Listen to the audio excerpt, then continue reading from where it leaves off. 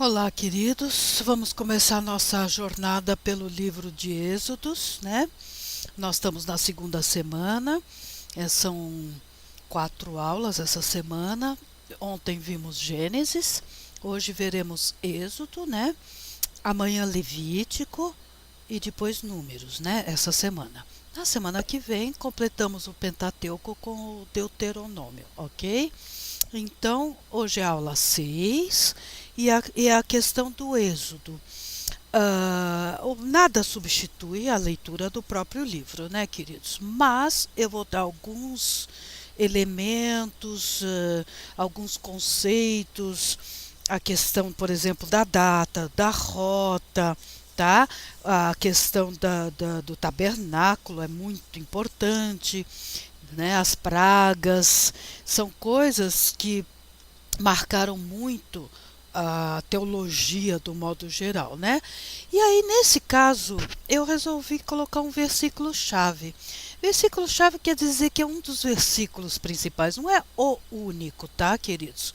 Mas aqui é um versículo em que mostra a ligação de Êxodos com o livro de Gênesis, ok? Ouvindo Deus o seu gemido, lembrou-se da sua aliança com Abraão, com Isaque e com Jacó. Tá vendo? E viu Deus os filhos de Israel e atentou para a sua condição.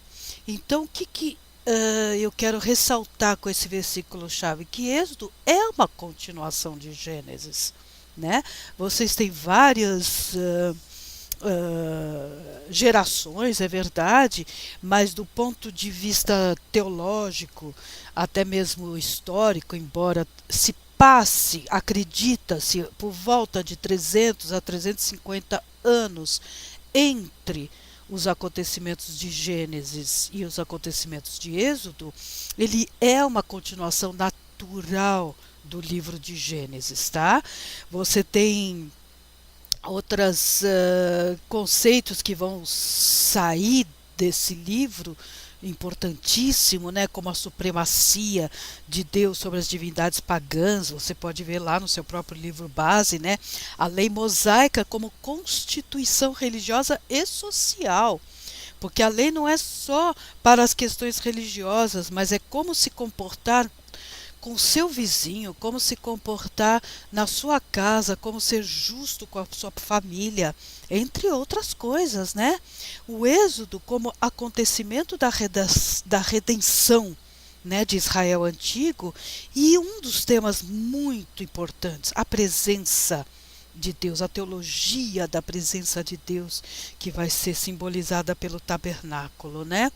No Novo Testamento, Jesus chama o quê? Êxodo de o livro de Moisés, tá? Então, a questão da autoria, quando nós já falamos sobre o Pentateuco do modo geral, nós já discutimos, né?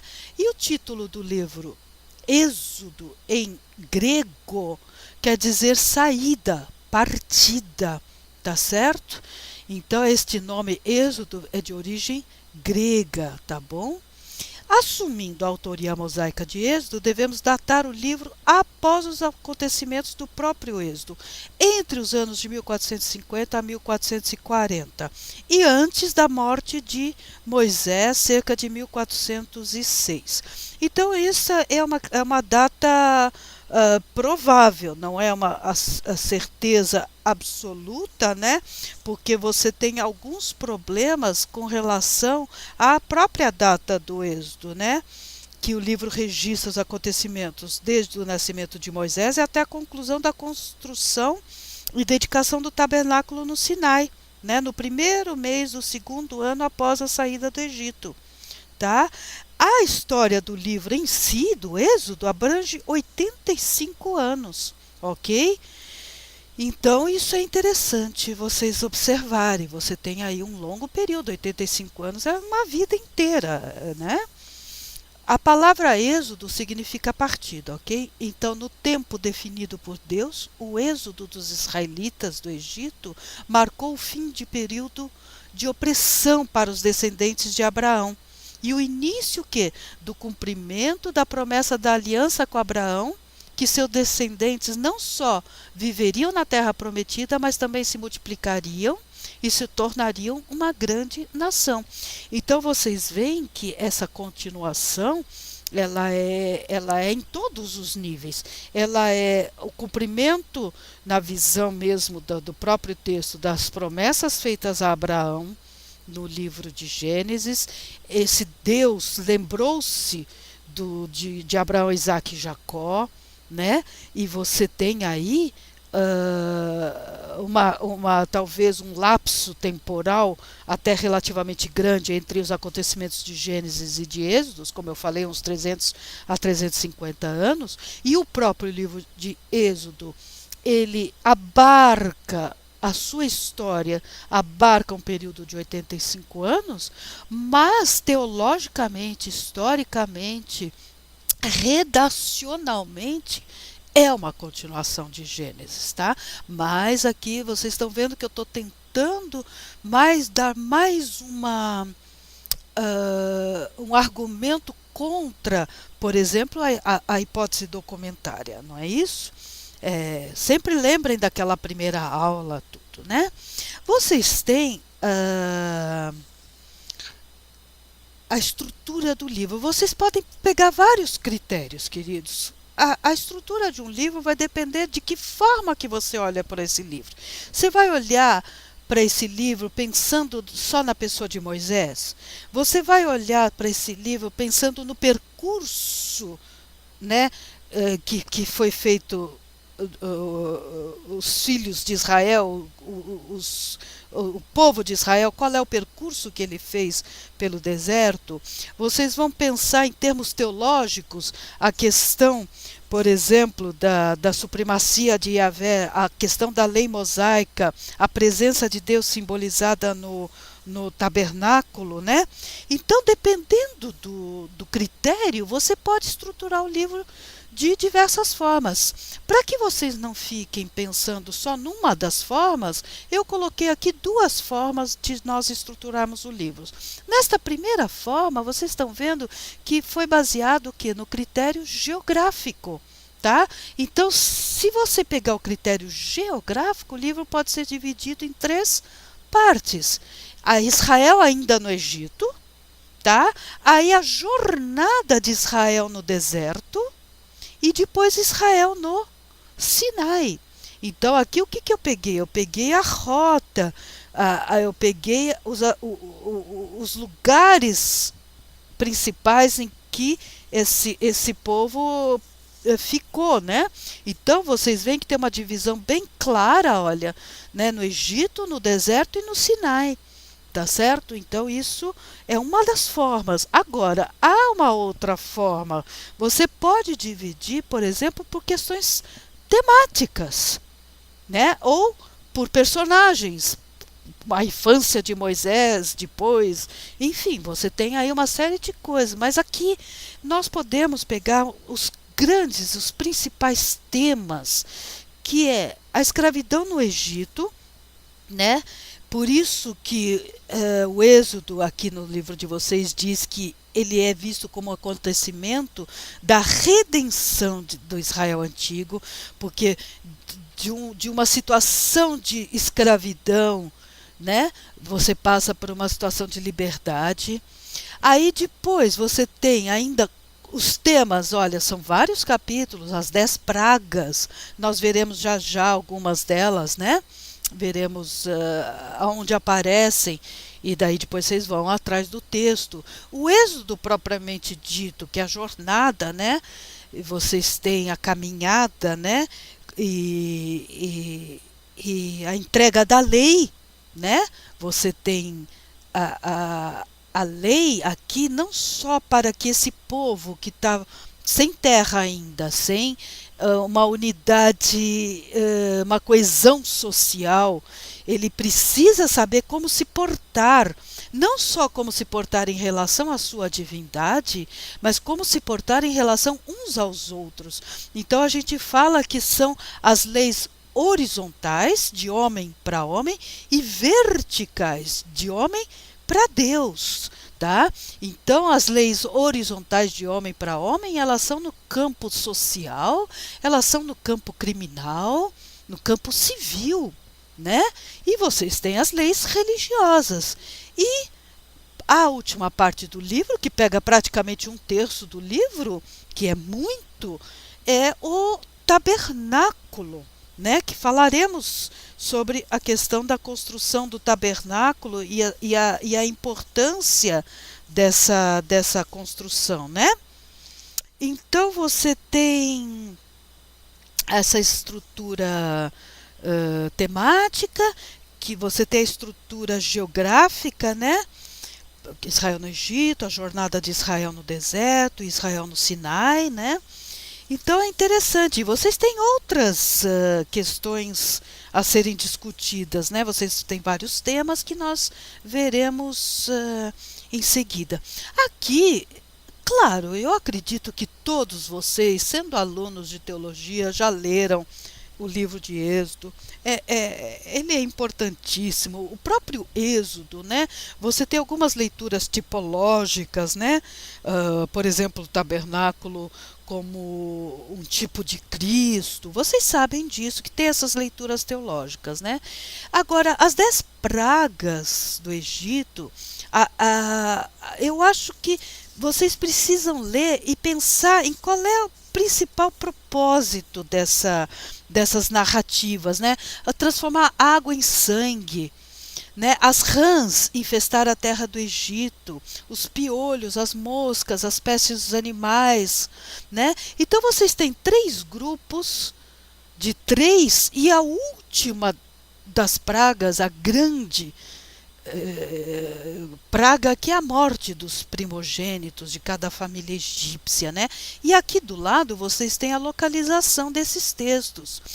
Então, eu quero que vocês pensem nessas pragas e na leitura dessas pragas. Cada uma das pragas seria, pelo que a gente sabe de religião egípcia, controlada ou seria dominada, ou deveria pelo menos ser dominada, por um deus egípcio. Então, cada vez que você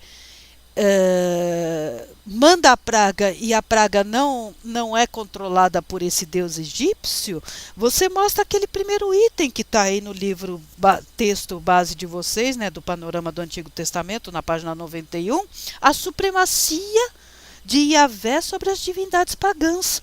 Então, as 10 pragas, mais do que a gente saber quais são, na ordem, tudo, que é interessante também, é vocês verem a derrota de cada deus egípcio que controlaria essas pragas, ou que poderia, na visão dos próprios egípcios, superar esses problemas e que não são superados. Não por atividade dos deuses egípcios, né? Então isso é muito importante, eu gostaria muito que vocês pensassem nessa questão, tá? Aí você tem um outro tema, que é o tabernáculo. O tabernáculo é muito importante, a teologia do tabernáculo, nós vamos ver um pouquinho. Infelizmente nós não temos todo o tempo do mundo, né, para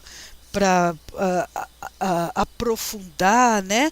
Mas, por exemplo, vocês teriam que falar sobre ler, né, sobre o Código da Aliança, que se encontra nos capítulos 20 a 23, não se esqueçam, né, porque eu já falei da questão dos códigos, quando eu falei da introdução ao Pentateuco, né, e daí, pela questão do tempo, eu resolvi dar mais atenção ao tabernáculo, né. Então vamos lá, o que é o tabernáculo? É uma estrutura física construída pelo povo de Israel sob a supervisão de Moisés, cerca de 1450 a.C. Vocês vão ver que essas datas são problemáticas, tá? São datas mais aceitas, porque tem alguns que colocam o Êxodo até em 1200 e alguma coisa, nós veremos isso. Mas isso agora não é o momento, tá? O modelo do tabernáculo e os materiais de sua construção foram especificados por Deus em grande detalhe a Moisés no Monte Sinai. E isso em algumas semanas depois do povo de Israel ter saído do Egito. o tabernáculo era uma construção portátil. Portátil. Era transportado por uma tribo através dos 40 anos de peregrinação do deserto. Então, vejam, tenham isso em mente. Nós já vamos ver um modelinho do tabernáculo, né? Um esquema. É uma construção portátil. Vocês desmontavam e montavam. Por isso que ele tinha alguns objetos, vocês sabem, a arca, né? Lá na parte mais sagrada do tabernáculo, tudo. Mas não podia ter muitos objetos porque precisavam ser carregados por esses 40 anos, tá? Ele era formado por 3 partes principais. O pátio exterior, chamado átrio, tá? Pátio ou átrio. Átrio é uma palavra que significa pátio, tá bom? O altar do sacrifício estava dentro do átrio, em frente da porta de entrada. E o próprio tabernáculo era separado em 2 câmaras. A primeira era um lugar antes do lugar santíssimo ou do Santo dos Santos. Já era um lugar santo, mas não era ainda o Santo dos Santos. E a segunda câmara, segundo quarto, digamos assim, a segunda divisão, né, continha a Arca da Aliança. Esse lugar era tão sagrado que o sumo sacerdote podia entrar no Santo dos Santos só uma vez ao ano. Em que dia? O dia da expiação, que em hebraico se chama Yom Kippur, dia do perdão, dia da expiação. Ok? Então, você tem aqui uma coisa muito importante que nós vamos depois fazer um paralelo com o templo, né?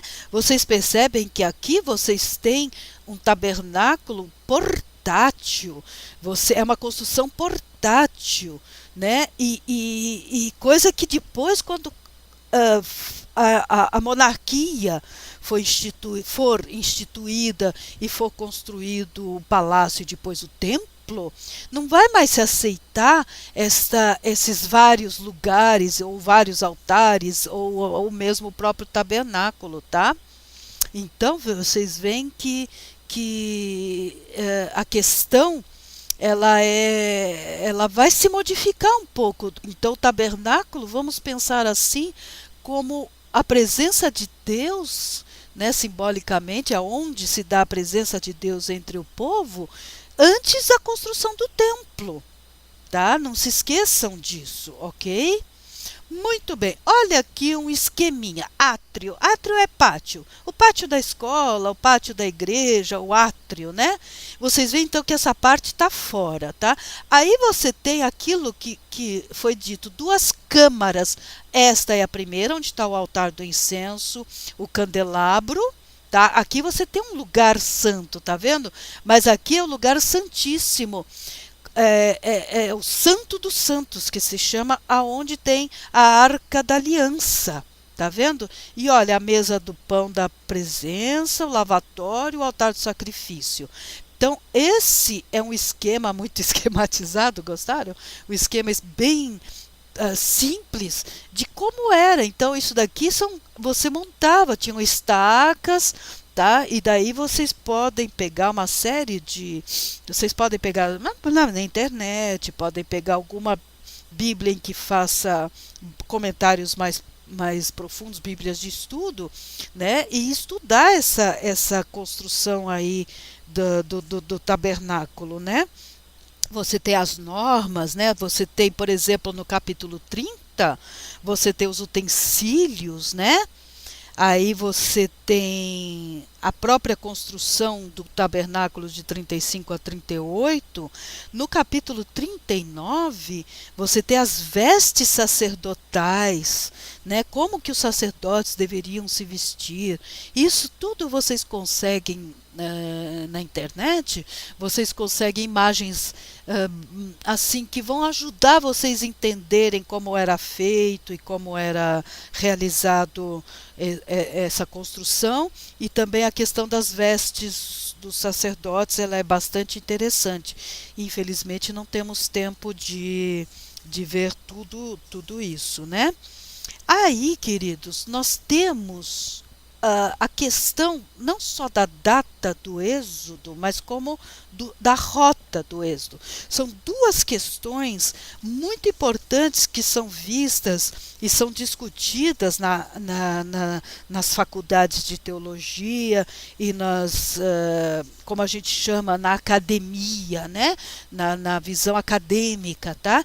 Então, a data e a rota do Êxodo têm sido tópicos de considerável debate. A cronologia bíblica data o acontecimento do Êxodo em 480 anos antes do reino de Salomão. Isto colocaria o evento próximo a 1440. Então, esta data de 1440, ela é bastante aceita. Ela é a data mais aceita, que a gente chama de a data mais distante. Tá? Essa data é coerente com Juízes 11:26, que declara haver decorrido 300 anos desde a entrada de Israel em Canaã. A data próxima de 1440 é também apoiada por Êxodo 12:40-41, onde a duração da permanência de Israel no Egito é de 430 anos. Tá? O faraó do Êxodo seria, então, provavelmente ou Tutmés III ou Amenhotep II. Tá certo? Agora, há os defensores de uma data bem mais tardia, tá? Eles dizem que o nome Ramsés ou Ramessés, conforme aparece em Gênesis 47, como uma das cidades celeiros construídas com o trabalho de israelitas, né? Com o trabalho israelita. Lembram disso? Por quê que eles dizem que essa data é mais recente? Porque para eles, Ramsés II, olha, 1304 a 1236 a.C., é considerado o faraó do Êxodo.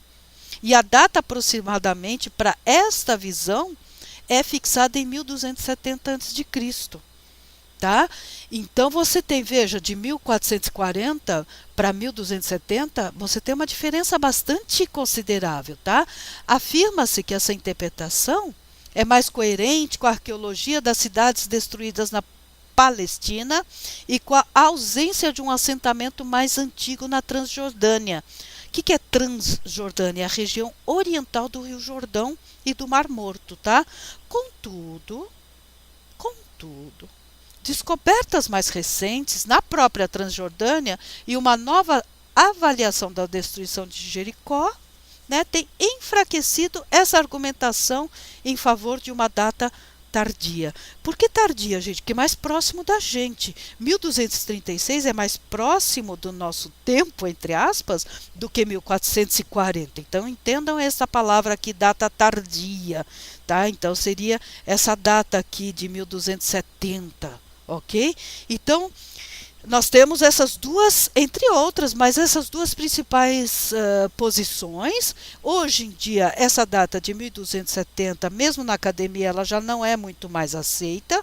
Então, a data que eu aconselho até se diga o contrário, ou apareça alguma coisa que possa nos ajudar, eu acredito realmente numa data anterior, de 1440, 1400, 1410, enfim, 1400 e alguma coisa, ok?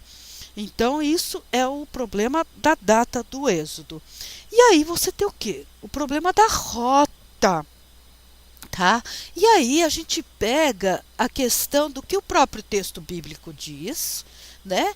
E o que os estudiosos dizem. Eu vou pegar aqui para vocês vão ter duas visões principais, que é a visão tradicional, tá? E uma outra que não é tão aceita, mas que é importante ser dita, tá? E vocês poderiam também pegar, vocês têm aqui no livro de vocês temas principais. Espera um pouquinho, a Páscoa. Ok, mais para trás.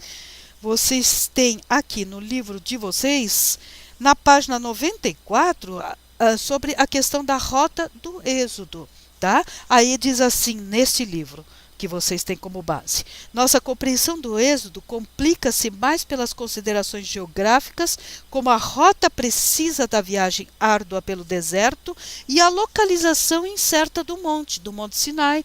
Você tem 3 possibilidades, tá, para a localização do Monte Sinai, e, portanto, 3 possibilidades para a localização, para para a própria rota, tá? Então você tem se a localização do Sinai está mais ao norte, se a localização do Sinai está mais ao centro ou mais ao sul. E conforme você, acadêmico, estudioso, optar por uma dessas possibilidades, norte, centro ou sul, consequentemente haverá também uma necessidade de ajuste no estudo dessa rota, tá certo?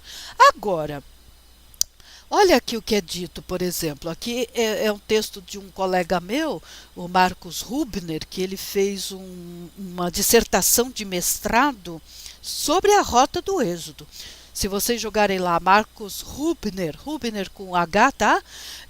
A rota do Êxodo, vocês vão ver a tese deles lá, à disposição na internet para ler, é lá da USP, tá? Meu colega da USP. Então, a rota mais curta e lógica para se chegar do Nordeste do Egito até Canaã seria aquela do norte do Sinai, seguindo a costa do Mediterrâneo e atravessando o território dos filisteus, chamada na Bíblia de o caminho da terra dos filisteus.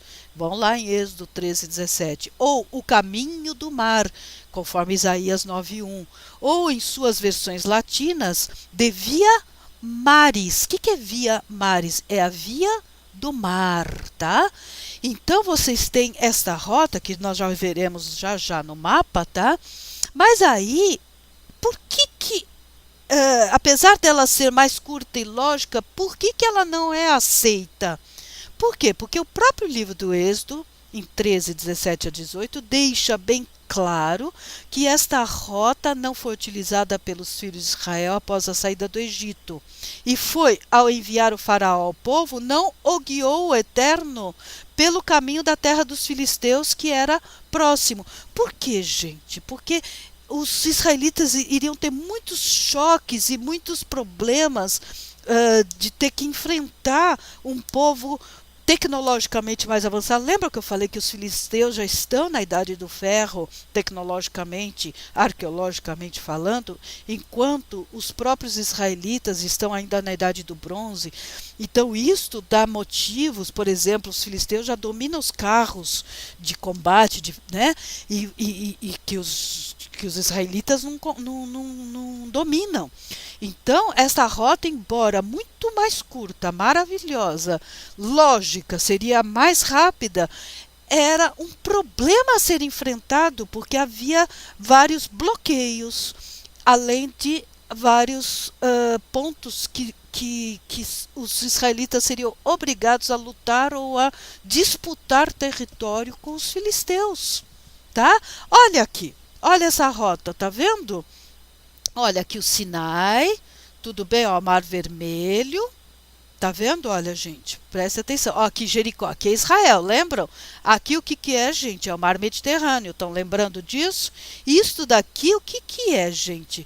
É o Sinai, tá? Olha aqui, Egito, ok? Não se percam no mapa, ok? Então aqui, onde está escrito Ramessés, tal, é Egito, tudo bem? Aqui a península do Sinai. E esta rota que está aqui em vermelho, olha como seria muito mais direta, rápida. Só que é o caminho dos filisteus, o caminho que o próprio texto de Êxodo diz que foi evitado. Tá? Que foi evitado para não haver esse confronto direto com os filisteus. E aí você tem o quê? Qual foi a rota escolhida? A rota escolhida foi descrita em Êxodo 13:18 como o caminho do deserto do Mar Vermelho. Tá? Então os israelitas se dirigiram ao sul, para o interior do deserto, para as áreas fora do controle egípcio. Então eles andaram muito mais, mas ao mesmo tempo eles estavam de certa forma se protegendo de um enfrentamento com os filisteus pela rota do norte e saindo da área de atuação e de controle egípcio. Isso é importantíssimo. Assim os israelitas evitariam conflitos confrontos, né? Contra os filisteus, que já falamos, né? E também evitariam as mais de 20 fortificações egípcias ao longo da própria Via Maris. Que é a Via Maris? Aquela rotinha em setas vermelhas, porque ela está circundando ali o quê? Que mar? O mar Mediterrâneo. Tudo bem? Quer que eu volte lá? Vamos lá. Ó, mar Mediterrâneo. Então, a Via Maris é a via que circunda aqui o mar Mediterrâneo, ok? Entenderam o nome? Muito bem. Por esta rota, estariam longe do Egito, qual? A rota do caminho do deserto do Mar Vermelho, né? Evitando que parte dos israelitas se arrependessem da saída do Egito e também desejassem voltar, como aconteceu em algumas ocasiões. Depois vocês vão lá e vocês vão ler, tá? Os nomes aqui, vocês, claro, vocês vão ver, dependendo da Bíblia de vocês, os nomes vão estar menos hebraizados, digamos, tá? Mará é famoso, né? Tá bom? Você tem Kadesh Barnea, tá?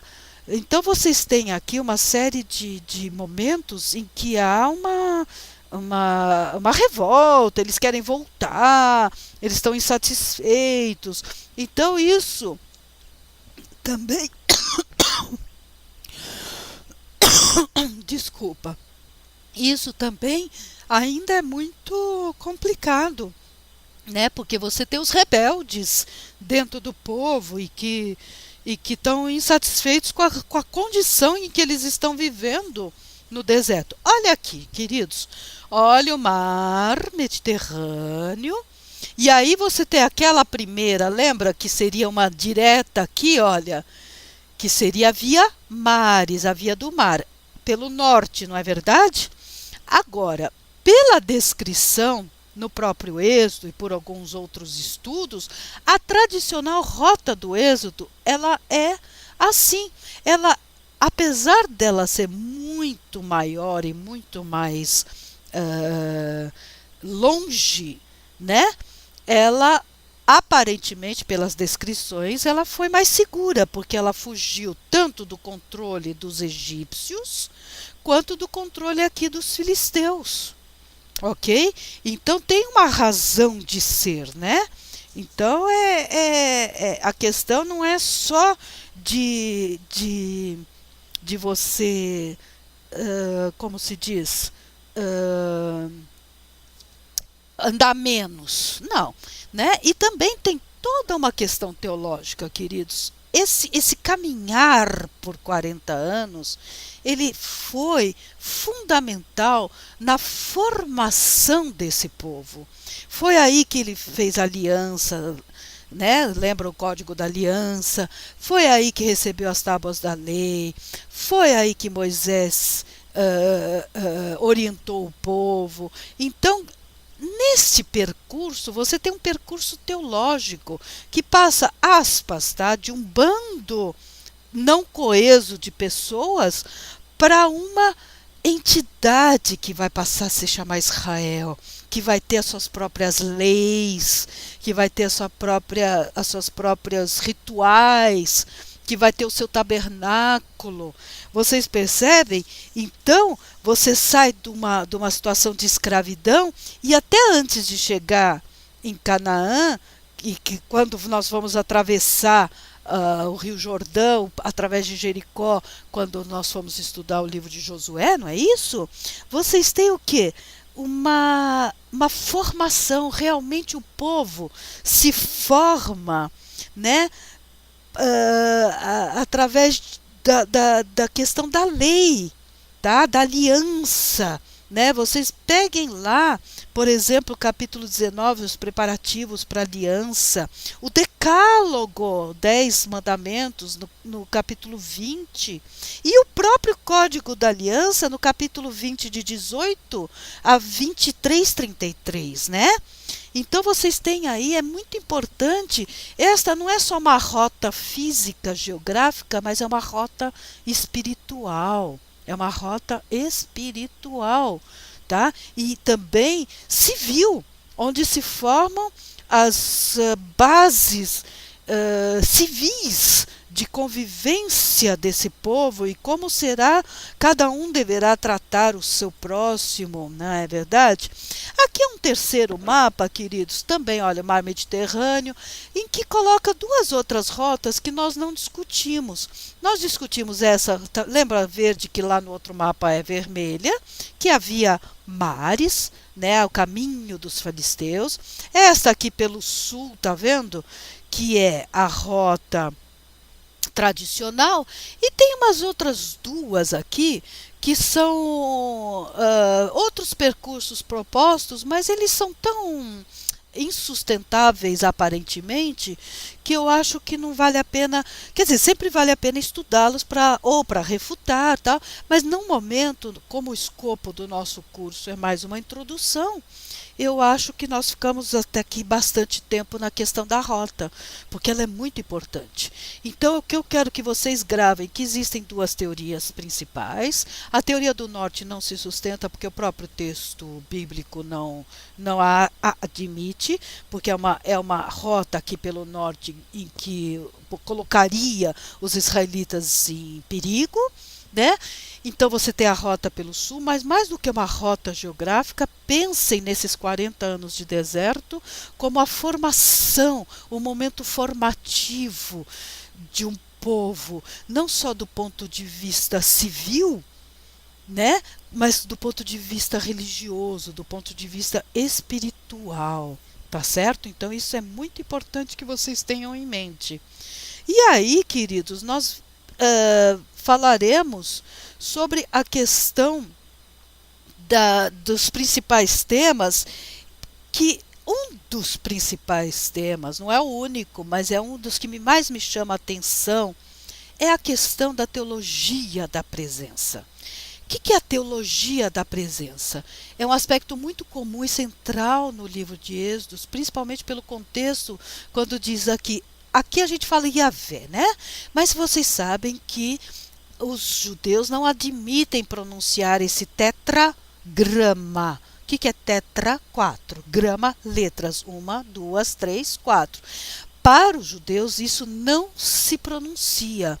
Tá? Então, quando eles veem isso, eles falam Hashem, o nome. Tá bom? Eles não falam Yahvé. Yahvé é uma coisa que não é original, essa pronúncia. A gente não sabe como se pronunciaria esse tetragrama. Os judeus não sabem, tá? Mas o que é a teologia principal, entre outras, é evidente, mas a principal de Êxodo, que Deus viverá entre seu povo. A promessa básica de Deus a Israel era: a minha presença vai contigo. Né? Então, olha aqui, eu já estou começando a introduzir para vocês um aspecto que depois eles vão se contrapor. A construção do Templo de Salomão representa a presença do Deus estático, ou seja, em um único lugar de adoração. Já uma presença dinâmica, ou seja, que muda, né, era representada pela tenda móvel e uma arca portátil enquanto estavam no deserto e tinham que mudar constantemente de lugar. Então aqui você tem uma presença dinâmica porque ela não se fixou num templo fixo, como é o templo de Salomão. Não, é por isso que o tabernáculo, que nós veremos agora daqui a pouquinho, ele é o quê? Ele é uma tenda móvel. Ele é uma estrutura que você monta e desmonta conforme você vai caminhando pelo deserto. Tá certo? Então, é muito interessante isso. Eu mostrei para vocês lá o esquema, né, da tenda, né? Então, a gente pode chamar a teologia do tabernáculo. Deus anda junto com o seu povo, né? E você tem, finalmente, lá eu pus como tema principal, que é um tema teológico, né? Mas você tem aqui, eu achei interessante que eu vi esse slide e eu adaptei para nós. Você tem a teologia do livro de Êxodo, segundo esse autor aqui que eu me baseei, 4 fases podem ser usadas para definir a teologia do livro de Êxodo. Não é a única forma de ver, tá, queridos? Mas eu achei muito legal. Deus age, né? Você tem o livramento, você sai da escravidão. Deus se revela quando ele diz, eu sou aquele que sou, né? Aquele tetragrama. Deus diz, inclusive, como é seu nome, eu sou o que eu sou, ou eu sou o que sou, ou sou o que serei. Tem várias formas de traduzir aquele tetragrama, tá? Ele fala ao povo através do seu profeta Moisés e através dos fenômenos naturais, como ventos e trovões. Esses fenômenos naturais pelos quais Deus se mostra, digamos assim, são chamados de teofanias, tá certo? Teofania. Theo, Deus, phainomai, aparecer, tá? Então você tem cataclismas, você tem questões meteorológicas extremamente fortes, terremotos. Isso são manifestações divinas que nós damos o nome de teofania. Olha, eu não escrevi aqui, escrevam e não se esqueçam desse nome, teofania. Tá? Olha, Deus é fiel à aliança que firma com o homem. Ele se lembra de Abraão, Isaque e Jacó. Lembram disso? O pacto firmado com Abraão é renovado, mesmo que tenha que ser repetido, como no caso da quebra das tábuas da lei. O que aconteceu? Ele ficou nervoso, quebrou, não foi isso? Mas foi refeita, né? E Deus ensina o seu povo a viver com moralidade. Então você tem não só a questão espiritual, mas a legislação apresentada e reunida, né, visa precisamente dar ao povo um roteiro para a sua vida durante a caminhada e durante o estabelecimento em Canaã como uma nação, né? Então você recebe a lei antes de entrar, para que no momento em que você entrar, você já saiba, enquanto povo, como se comportar e como organizar essa sociedade de forma justa, né, e de forma a proteger os seus membros, ok? Então, entre outras coisas, né, queridos, vocês têm essas questões. Por exemplo, não falamos tão profundamente sobre os 10 mandamentos, né? Mas vocês sabem, os 10 mandamentos, conhecido por decálogo, ou 10 palavras. Os 10 mandamentos estão registrados em Êxodo 20, de 1 a 17, tá? E são repetidos em Deuteronômio 5, de 6 a 21. Olha, é interessante vocês pegarem os dois textos e ver se tem alguma... o que bate, o que não bate, se está parecido, se está igual, né? Agora, ao contrário do restante da legislação divinamente revelada do Pentateuco, Moisés não é citado como mediador dessas prescrições. Ao contrário, o próprio Deus escreve os mandamentos em tábuas e fala de forma direta a todos os hebreus, tá? Então isso é uma questão muito importante, que isso vai refletir muito na teologia, tanto judaica quanto cristã, da visão de sacralidade desses 10 mandamentos, né? Porque foi dito e escrito pelo próprio Deus, conforme eu relato em Êxodo, né? Êxodo 21 e também 32:16, tá? E o que mais que eu posso falar? Apenas 2 dos estatutos são leis, né, estão na forma de imperativos positivos. O 4, lembra-te do dia de sábado, e o 5, honra teu pai e tua mãe. Todos os outros são proibições, ou seja, todos os outros mandamentos, dos 10, 8 apresentam a forma negativa, tá? Negativa. Então é muito interessante essa questão. Aí vocês, lá no livro de vocês, na página 108, vocês podem continuar a leitura, vocês vão ver que os 10 mandamentos seguem um padrão do formato literário de um tratado hitita entre suzeranos e vassalos. Isso eu já falei na introdução ao Pentateuco. A questão do prefácio, o prólogo histórico, a lista de condições básicas, né, as estipulações, né? Então é muito interessante vocês analisarem isso, tá? Eu acho que para uma introdução ao Êxodo, era mais ou menos o que vocês precisam saber. Então, vocês precisam saber que há questões a serem estudadas quanto à data do Êxodo. Vocês precisam saber que a rota do Êxodo é questão também discutida. A questão teológica principal se revela ou se mostra na construção do tabernáculo, que é a teologia da presença de Deus, né? E aí, queridos, a próxima aula nós começamos com Levítico. E o que é o Levítico, né? É um manual de regras, de deveres sacerdotais e de instruções que prescreve a vida santa ao povo israelita, tá? O título Levitas vem também do grego, tá?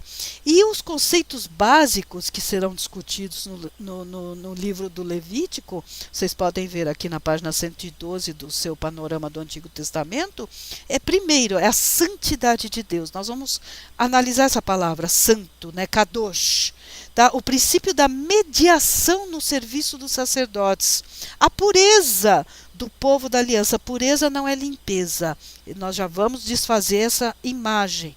Ser puro não é necessariamente ser limpo. Limpeza é uma coisa, é questões de higiene. Pureza é uma questão ritual. Tá? A remissão do tempo por meio do calendário litúrgico, as festas. A questão das festas e da marcação do tempo, né? E o princípio de substituição no rito do sacrifício. Nós vamos falar, por exemplo, do bode expiatório. Então, Levítico é um livro que é muito desprezado, entre aspas, porque ele é muito chato e muito difícil de ler. E é mesmo, não estou dizendo que não é, mas ele é importantíssimo, porque você tem uma série de princípios teológicos que estarão aí, né, como os temas principais de santidade, de sacrifício, o descanso no sábado, o ano sabático. São coisas importantíssimas que o livro nos traz, tá? E eu vou tentar destrinchar um pouco esse livro para vocês, para que se vocês vierem a ler com mais atenção, vocês possam ler com maior proveito, ok? Eu espero que vocês tenham gostado. Eu fico feliz de poder sempre dar essas explicações para vocês e deixo aqui meu grande e fraterno abraço.